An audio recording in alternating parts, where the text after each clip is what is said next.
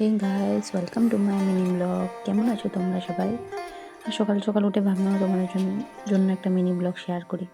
সকালে উঠে আমার যা কাজ জানোই তোমরা। ব্রাশ টাশ করে স্নান টান করে রেডি হয়ে গেলাম। তো উঠে আমার প্রথম সকালে যেটা মর্নিং ড্রিঙ্ক, গরম জল। আমি সকালে গরম জল সবসময় খাই গাইস। এক গ্লাস গরম জল না খেলে আমার কোনো কিছু আর খেতে পারি না। তারপর রাত্রে ভিজিয়ে রাখা জিরা জোইন সব ওয়াটারটা গরম করে খাই একটু লেবু দিয়ে। এগুলো আমার হেলদি হ্যাবিট, ডেলি আমি এটা আমার লাগে সকালে। তারপর তাড়াতাড়ি সকালের খাবার আমাদের জানোই, সকালে আমাদের অফিস যেতে হয়। তো অফিসে যাওয়ার জন্য আমি আমার যা যা খাবার দরকার বানিয়ে নিয়ে করে লাঞ্চ ব্রেকফাস্ট একসাথে সব বানাই।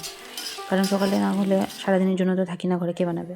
তো সেদিন মেনুতেও ছিল আমার মাছের তেল, তারপর ঝিলিমিলি শাক। জানি এটা কীরকম শাক, কখনো খাইনি, ফার্স্ট টাইম ট্রাই করলাম, ভালো লাগলো খেতে।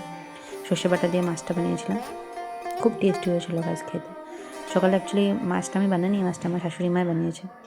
তো আমি সাথে সাথে লেগে দিয়েছি রুটি বানানো, ব্রেকফাস্ট যা যা রেডি করার। তো রাতে আমার খাওয়াটা বেশি হয়ে দেখে আমি খাইনি, আমি হাজব্যান্ডের জন্য ব্রেকফাস্ট রেডি করেছি। তো খাবার টাবার শেষ হয়ে গেলে টিফিন নিয়ে আমরা দুজন বের হয়ে গেলাম একসাথে।